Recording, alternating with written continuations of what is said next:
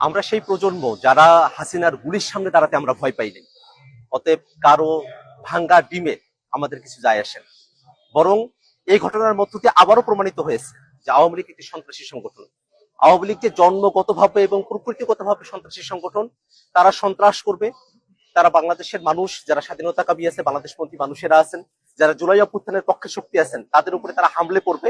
এটাতে আমরা আর অবাক হই না। বরং আমরা মনে করি যে অন্তর্বর্তীকালীন সরকার এই দীর্ঘ সময়ে 1 বছর জুড়ে আওয়ামী লীগকে বিচারের আওতায় নিয়ে আসার যে প্রক্রিয়া সরকারের শুরু করার কথা ছিল, সেটা খুব সামান্য অগ্রসর হয়েছে।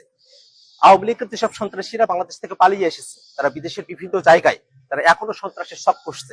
আমরা অন্তর্বর্তীকালীন সরকারের কাছে আহ্বান রাখবো, যারা দেশে এবং দেশের বাইরে আওয়ামী লীগ এবং তাদের দোসররা সন্ত্রাসের শখ করছে, তাদেরকে অতি দ্রুত বাংলাদেশে ফিরিয়ে নিয়ে গিয়ে তাদেরকে বিচারের আওতায় নিয়ে আসা হবে। এবং আমরা একটা কথা বারবার স্পষ্ট করে বলি, আজকে আমরা যখন নিউ ইয়র্কে এয়ারপোর্ট আমরা নেমেছি, আমরা দেখেছি আওয়ামী লীগের সন্ত্রাসীরা তারা যখন হুঙ্কার দিয়ে আসছিল, তারা যখন নানা অশ্রাব্য গালিগালাজ করছিল।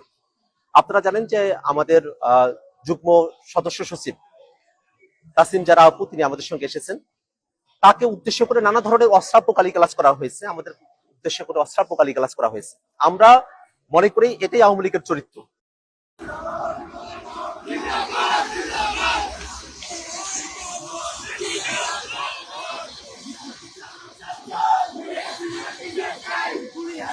বিচার চাই।